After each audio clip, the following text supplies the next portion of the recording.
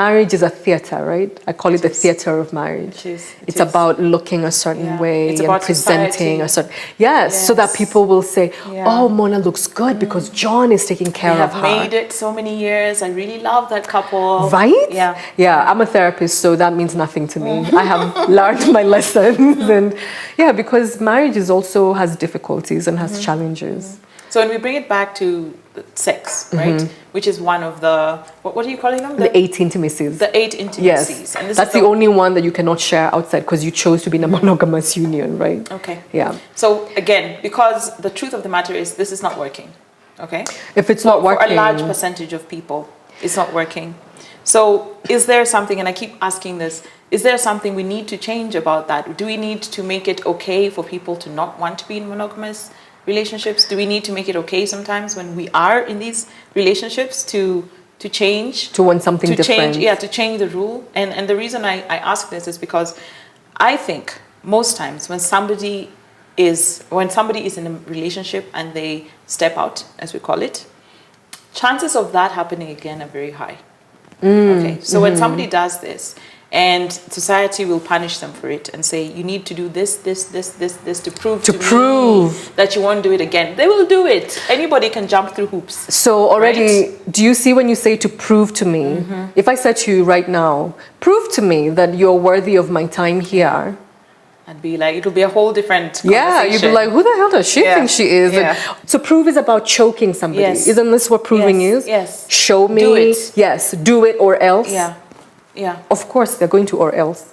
Or they will prove it to get you back and then continue with their or else because they'll resent you for that. Absolutely. And can I tell you something crazy? There are ways to cheat on your spouse without being sexual.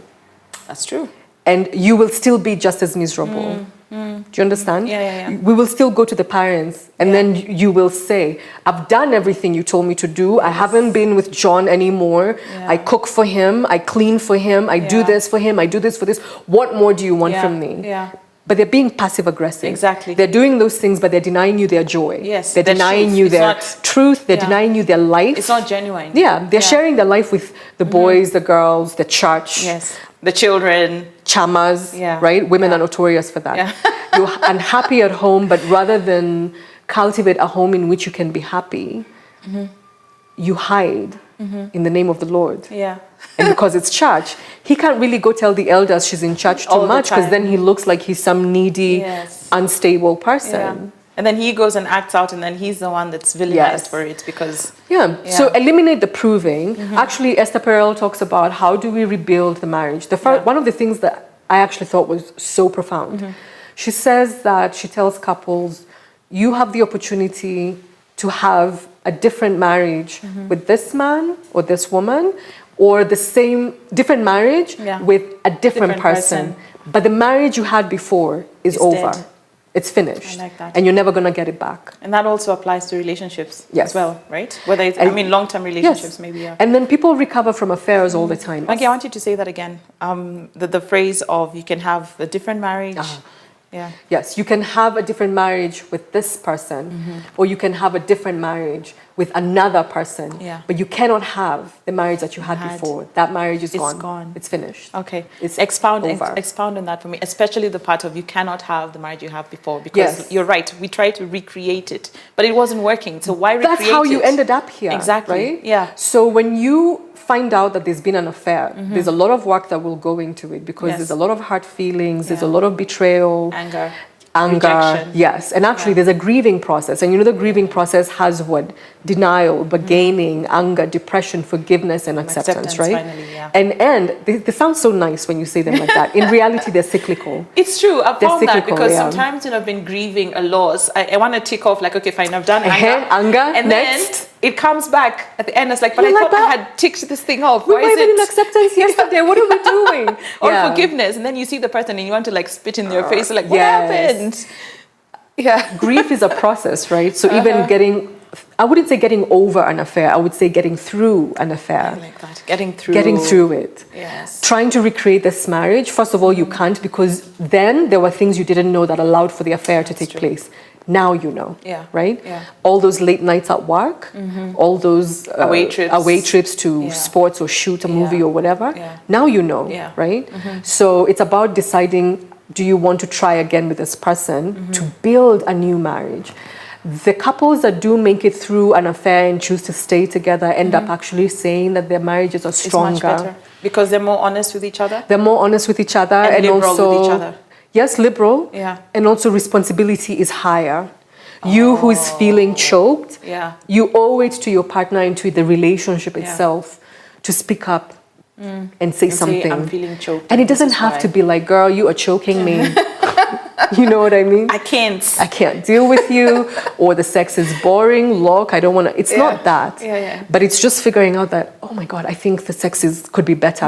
And instead of looking to Mona and saying you are boring in bed, it's you to take ownership and say, what can I do Or to what make do our I sex want? life better? Yeah, what do I want in the sex What do I life? want? Because here I am blaming Mona or John or whoever. Mona Poor is John, fine. whoever he Yeah. is. You know, she's happy. fine. Or maybe she's unhappy but didn't get to the point of asking for more Yes. before you. You Yeah. got there first. Oh. So say something. Yeah. And also, one of the things she actually talks about is the idea that the person who cheated needs to take a greater responsibility in protecting the relationship. And that for me was also like, Okay. and that means acknowledging what you have done. Yeah. Not even just, oh, Mona, I know I hurt you. Because those are easy things to say. Yes, Yeah. but the process of therapy is not difficult and it's brutal on both people. Yes. For me, I don't take sides. Because sometimes I think that the person who cheated, I use the quotes, is getting victimized for it a lot when you're not really looking at why did they get there, and the person who was cheated on is very judgmental towards them. But why did they get there? Do you see the smile on Yes, my face? I have something to tell you. Yay. So Esther Perel said to me, look, I'm even personalizing. But she did, clearly. I really feel Yeah. like. So Esther Perel said something that for me in this entire TED Talk was the first time I watched it. Yeah. It's the thing I took away the most. Yeah. And I'm going to say it to you now. You ready? Please, yes. She says to me, she says. It's fine. Let's say she says to you. To me, the victim of an affair Yeah. is not necessarily the victim of the marriage. The victim Of an affair is not necessarily the victim of the marriage. The first time she said that, I paused it, rewound, and said, "Girl, say that Say that one more again. time." Wow. Because you know what that means? Yeah. You, the cheated on one, Yes. the victim Yes. of this affair, you get to walk around saying, he cheated on me, look what he did to me. He needs to fix it. you're- She needs to yeah, fix it. that crime, his Yeah. crime, in this Yeah. case, you're the victim of the affair.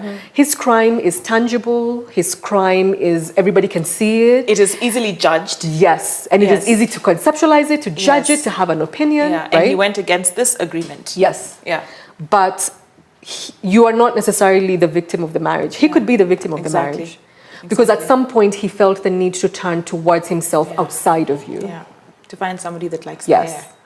And when you're feeling you're suffocating for air, you go to look for air. And sometimes it's not structured. You know, not everybody can be like, I am suffocating for air. Let me open the window. No. Sometimes you'll just bust through the door Yes. and cause damage. Whenever Isn't there's it? a crisis for Yeah. you, you're going to seek help from whoever you seek help from, right? And so you could have been victimizing him in ways that are not tangible, Yes. that are not easy to judge. Yeah. He could have been coming home, for example, and sharing with you a victory he had at work, Yeah. and you totally ignore that. Yeah. Now, 5 years of that. But Yeah. even in these churches that we go to and mosques that we go to, what is the one thing we're told God loves from us?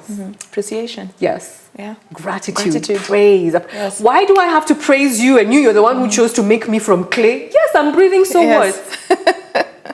Yeah. Gratitude. The turning point of a lot of life is gratitude, isn't it? Yes. Yeah. To Yeah. feel taken in Yes. with kindness, Yes. with love, with room To feel be. seen. Yes, to feel seen, to Yeah. feel heard, Yeah. to feel, we say in therapy, our primary job, the first thing, it's not even therapy. Yeah. Do you know what it is? What is it? It's offer you Listening. a safe space. Ah, We call it wow. a safe holding space. That's the official Yeah. term. Can you offer a safe holding space? Yeah. So if we got married, I am John, you are Mona, and we got married for monogamy, the underlying expectation for both of us is that we are offering each other a safe space. That's true. So when you come to me with your, I'm taping my 13th show, we're going to have a full season, and I'm like, do you know how many hours I work? This last week I worked 70 hours and that was easy. Yeah. Because usually I work 90. Yeah. So you can have You're this diminishing. life. Yeah. Do you feel seen? Yeah. No, you don't. Can you manage that for a month? You can't. A year? A decade? And then you tell somebody else and they're so happy for you. Yes. That's the person you gravitate towards. Yes. The bottom line is this relationship a safe safe relationship? Is it a safe holding space? I really like that. I think that is so profound. Is it a safe holding space? Yes. And the safer the holding space, the more people, Yeah. join, and the more people stick to the agreements that they made because they have no reason not to.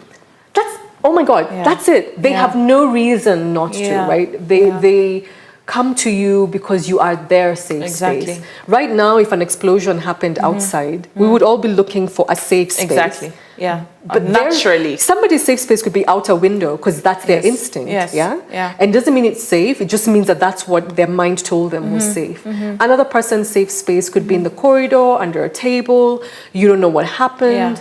There's an earthquake. Do we run out? Do we stay in? So if a marriage or a relationship is safe, there's no thinking to be done. Yeah. And even when there's temptation, and even when there is a threat to that relationship, because there's always a better man and a better woman, always.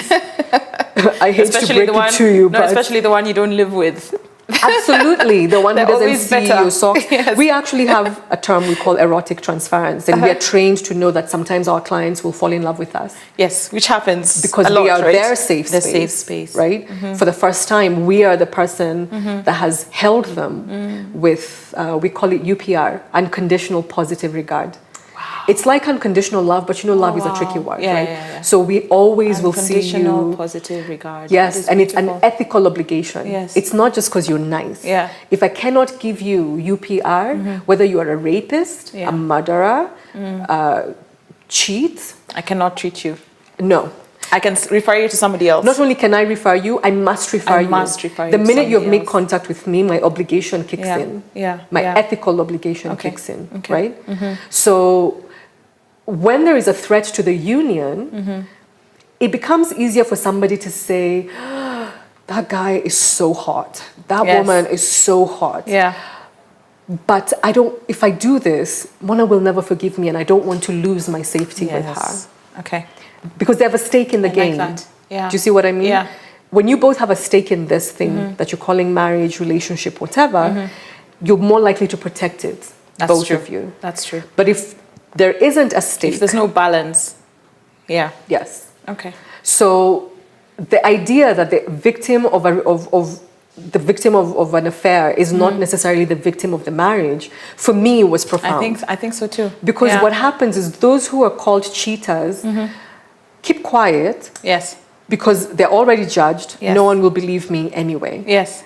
And so part of my job as a therapist is to really increase the safety of the room. So that's why fidelity and infidelity are not easy to say, oh, this person is a bad person. And I think that's where we go wrong. Then it just recurs over and over and over again. And then if you want a relationship that is different, it doesn't have to be, because some people will say, I want this, the sex is good, but it doesn't mean necessarily that you need another partner. It just means that, okay, maybe we're both ready.